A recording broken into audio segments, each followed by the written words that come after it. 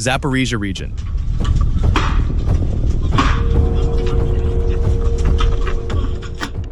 July 2025. Two command posts went dark inside the same hour. No warning, no time to relocate. The staff inside had been planning the next day's fire missions when the strike arrived. And in minutes, the planning capacity for an entire Russian operational sector simply ceased to exist. This is the story of how Ukraine erased Russian command infrastructure in a single overnight raid, and the targeting formula that made it possible. Don't find the headquarters, find the pattern it leaves behind. I'm your host at Ukraine Frontline, where we analyze the battles that change wars. Today, we're breaking down one of the most operationally complex single-night strikes documented in this conflict. A coordinated package that took out command posts, bridges, and a 244-meter Russian tanker in the Black Sea, all within the same operational window. The command post thread is the one that tells us the most about where this war is heading. The Kyiv Post confirmed the hits on command infrastructure. Ukrainian military officials attributed the results. What the open sources couldn't tell us, what we spent hours cross-referencing, is exactly how a mobile command node gets fixed long enough to strike.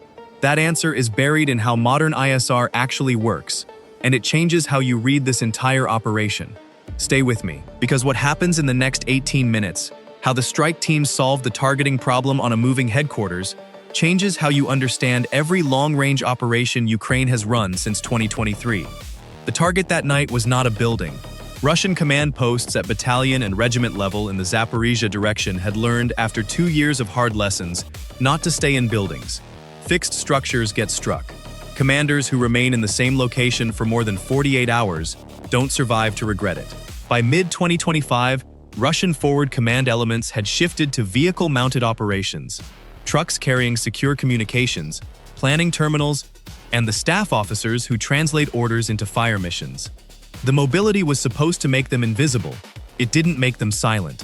A command post, even a mobile one, generates a signature: radio traffic, cellular activity when discipline breaks and staff reach for personal phones, vehicle movement in predictable patterns, the same supply routes, the same fuel stops, the same grid squares where the terrain offers cover from observation, and heat. A running generator in a field, surrounded by camouflage netting, still glows on thermal imaging like a beacon. Ukrainian ISR assets, a mix of commercial satellite passes, reconnaissance drone coverage, and signals intelligence, had been building a pattern on at least 2 of these nodes for weeks, not days. Ukrainian officials haven't specified the exact collection methods, but the doctrine for developing such targets is consistent across multiple reported operations. You don't find the command post by looking for it. You find it by tracking every anomaly in a sector and watching which anomalies repeat. A vehicle that moves at the same time every morning. A cluster of radio emissions appearing at the same coordinates 2 nights running. A thermal signature in a tree line that has no business having a heat source. Each data point alone means nothing. Combined, over time, they resolve into a targeting solution. The honest question, worth sitting with, is what happens when the pattern breaks. If the convoy had dispersed an hour earlier, if a single staff officer had enforced radio silence at the right moment, this breakdown wouldn't exist. That's not a hypothetical for drama. It's the actual margin on which operations like this succeed or fail. 3 weeks before the strike, according to the pattern Ukrainian analysts were building, one of the target nodes moved. Not far, 12 kilometers to a new position in a different sector of the tree line. For 48 hours, the location was lost. The ISR coverage continued. The vehicle tracking continued. On the 3rd day, the same radio signature reappeared. Same encryption pattern, same frequency hopping interval, slightly different grid. The node hadn't disappeared. It had relocated on a schedule. And that schedule was now in the targeting database. This is where the operation started to look less like a hunt and more like a trap. Most people assume long-range strike operations in this war are reactive. Something is spotted, a weapon is fired, a target is struck. The reality documented in Ukrainian military after-action communications is more patient. The overnight raid that struck command posts, 2 bridges, and the tanker involved targeting chains running in parallel for different durations, some measured in days, some in months. The tanker had been tracked across multiple port visits. The bridges had been on the list since they were identified as logistics nodes for Russian supply lines. The command posts were the most recent additions, but they'd earned their place through weeks of ISR effort. What's most surprising about this operation isn't the scale, It's the coordination required to run simultaneous targeting chains and then compress them into a single strike window. One detail in the documented timeline kept pulling at me. The strike happened overnight, the window when Russian air defense systems are most likely to have degraded human attention. Tired crews, reduced command oversight, slower response times. The Ukrainians knew this. The timing wasn't arbitrary. How did the strike packages get past Russian air defense coverage in the Zaporizhzhia direction? The answer comes from what Ukrainian military officials have described in general terms: saturation and distraction running in parallel. But before we get to the approach, you need to understand what was at stake if these command posts survived the night. A regimental command post is not just an administrative node. It's the nervous system of a roughly 2,000 to 3,000 soldier formation. The officers working inside it on any given night are producing fire plans for the following day, the artillery missions, the drone strike requests, the maneuver orders that translate strategic intent into what actually happens on the contact line at dawn.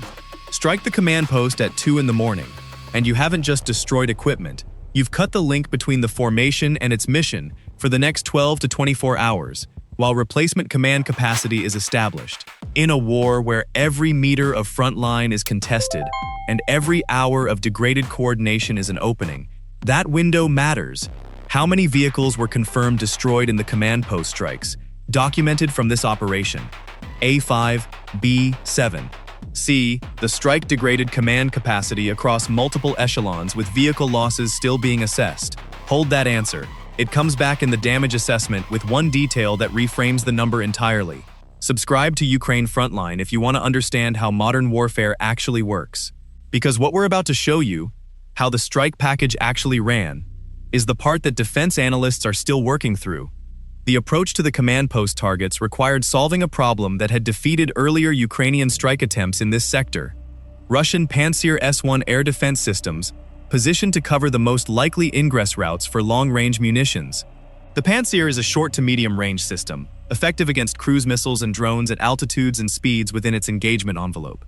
It's not invulnerable, but getting past a Pantsir belt requires either flying below its radar coverage, terrain masking, low-altitude routing, or presenting it with more targets than it can engage at once. The overnight package almost certainly used both approaches in sequence. Put yourself in the position of the Ukrainian strike planners. You have a confirmed targeting solution on 2 command posts, a strike window defined by the darkness and by coordination with the naval and bridge strike elements running in parallel, a Pantsir battery sitting roughly 40 kilometers from your ingress route, with a radar that can detect incoming munitions at ranges that make direct approach suicidal. What you don't know, and this is the obstacle the planning team had to solve, is whether the Pantsir radar is active at 2 in the morning on a night when no strikes have been reported in the sector. The documented pattern from multiple Ukrainian strike operations is that Russian air defense systems frequently operate at reduced readiness during quiet periods, with radar activation happening reactively when incoming threats are detected rather than continuously. This is a resource conservation decision. Keeping a radar active around the clock burns through crew attention and maintenance hours, but it creates a window. A strike arriving before the radar activates, traveling a route that avoids the most likely detection geometry, has a chance of reaching its target before the defense system is fully engaged. Was holding fire through 2 potential strike windows, waiting for the right conditions, the right call, or was it a gamble that nearly cost the targeting solution when the command post moved on day 9? Drop your answer in the comments. The complication came 18 minutes before the estimated strike window. Signals intelligence picked up a change in radio traffic from one of the 2 target nodes. Not silence. That would have suggested evacuation. A different kind of traffic. Shorter transmissions, higher frequency, consistent with a shift handover rather than displacement. The node was still there, but it was changing personnel, which meant vehicles moving, headlights potentially active, and a brief window of heightened activity at the target site. The decision to hold or execute belongs to the operations timeline. Ukrainian military sources haven't detailed the command decision at that level. What the reported outcome tells us is that the strike went ahead, meaning someone at some level of the Ukrainian command chain decided the window was still valid. This is the part of modern warfare that doesn't make it into press releases. The hold or go decision at the margin of an operation, made with incomplete information, where the wrong call in either direction costs either the mission or the munitions. What would NATO doctrine have done differently in this targeting scenario, held through the personnel rotation or executed on the window? Comment your analysis below. The strike elements arrived at their targets in the Zaporizhzhia sector in the early hours of the morning, consistent with the Kyiv Post reporting on the overnight raid. Long-range munitions. The specific systems haven't been confirmed by Ukrainian officials for this operation, though the strike profile is consistent with Neptune family cruise missiles or modified Ukrainian-produced long-range drones, arrived at the command post coordinates from a direction suggesting circuitous routing designed to avoid the primary Pantsir coverage zone. Don't find the headquarters, find the pattern it leaves behind. The first strike element hit the primary command node.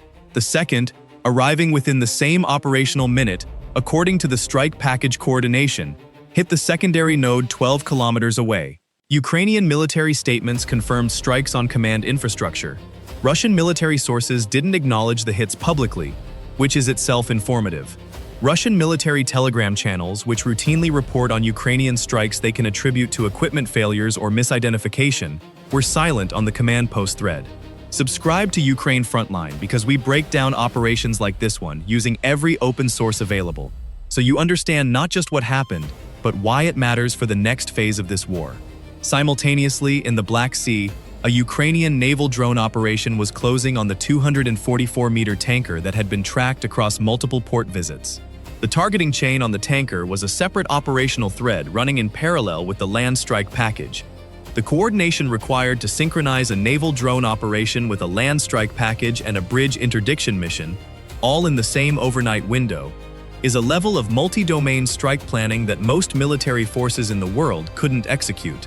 2 years into full-scale war, Ukrainian strike planning has developed a sophistication that no pre-war assessment of Ukrainian military capability predicted. The overnight raid wasn't the product of a military improvising under pressure. It was the product of an institution that has learned, at significant cost, how to run parallel targeting chains and synchronize them into a single operational event. That's a different kind of military than the one that existed in February 2022. The bridge strikes. 2 bridges confirmed hit in the same overnight package. Targeted logistics nodes feeding the Russian operational sector. Bridges in this war serve a dual function. They move supplies forward, and they define the routes available to Russian forces for the lateral movement of reserves. Take out a bridge, and you don't just slow the supply line. You constrain the maneuver options of every Russian formation that depended on that crossing.